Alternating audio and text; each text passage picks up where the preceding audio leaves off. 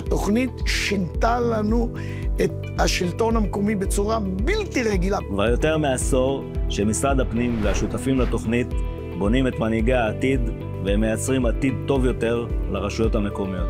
המחשבה הייתה פשוטה. כדי לקדם את השלטון המקומי צריך להביא אליו אנשים טובים, וצריך להכשיר אותם טוב ולהפוך אותם לבעלי יכולות להשפיע ולקדם את הזירה הזאת. זו תוכנית שמהווה תכנון אסטרטגי מהמעלה הראשונה. אם אנחנו מבינים שההון האנושי זה המרכיב החשוב ביותר בהצלחת הרשות המקומית, שם אנחנו רוצים להיות.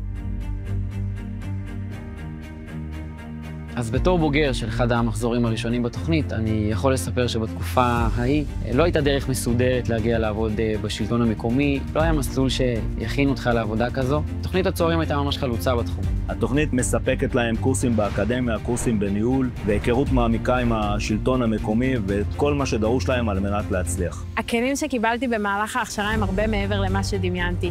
גם לימודים אקדמיים וגם מנטורים אמיתיים ומנוסים. תוך 6 חודשים קיבלתי את כל הכלים, את הליווי, את המעטפת הנדרשת. אתה יודע להעלות את הרף, אתה יודע להביא את זה ביחד איתך, והעובדים שמסביבך לומדים ממך. השינוי הזה מחלחל גם בתוך הארגון ומייצר עוד שינויים.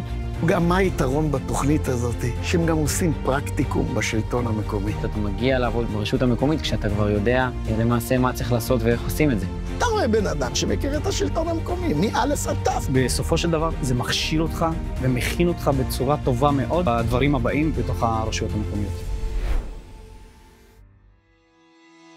אני ממש חושבת שבמלחמה ראינו את האימפקט הגדול שלהם ואת החשיבות שלהם. אנחנו מילינו כל תפקיד שהרשות הייתה צריכה, נתנו יד וכתף איפה שצריך, וזה מתוך שליחות ומחויבות.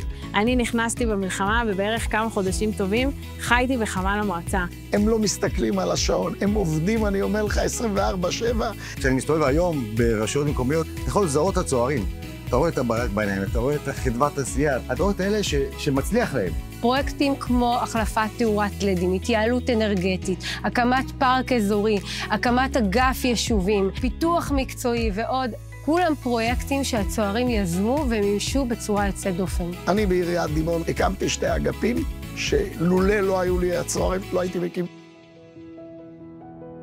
בתור צוערת שאני מגיעה לרשות, יש לי בעצם גב גם של מערך הליווי, גם של קשרים עם יתר הצוערים, והיום בשיחת טלפון או בהודעת וואטסאפ אני יכולה להגיע לכל רשות שאני רוצה, לכל משרד שאני רוצה. רשת הצוערים זה אחד הדברים הכי מדהימים, זה כלי, זה ממש כלי. צוערים זה כוח מטורף. אם אני נתקלת היום בסוגיה בעבודה שלי שאני לא יודעת להתמודד איתה, אני יכולה להתייעץ עם צוער מקריית שמונה שנתקל באותה סוגיה בדיוק, והוא יודע לתת לי עזרה.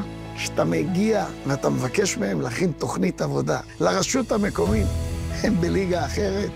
ההחלטה שקיבלתי להצטרף לתוכנית הצוערים, אחת ההחלטות הכי טובות שעשיתי בחיי. זה היה החלום שלי, כאילו, שאני אבוא למקום ואולי הוא יהיה עוד יותר טוב בזכותי. הצלחתי להוביל שינוי בתפיסה של המקצוענות בתוך הרשות המקומית. הרבה צוערים שהתחילו בתור צוערים, אחרי מספר שנים בודדות, 2-3 כבר קודמו להיות מנהלי מחלקה, סגני מנהלים ומנהלי אגפים אפילו. מנכ"לים של רשויות מקומיות, של חברות כלכליות, מנהלים בכירים, בלי סוף דוגמאות אני יכול לתת. כי התוכנית הזאת היא תוכנית מצוינת, מה שהיא עשתה לפריפריה, לצפון, לדרום.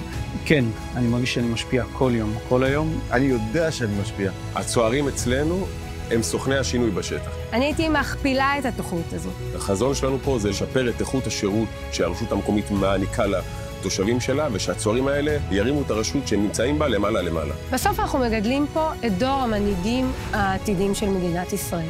אני חושב שהתוכנית הזאת שדרגה אותנו, נתנה לנו ערך מוסף אדיר לניהול היישוב שלנו. הם חיפשו כוחות חדשים, ואנחנו הצוערים בשלטון מקומי היינו התשובה.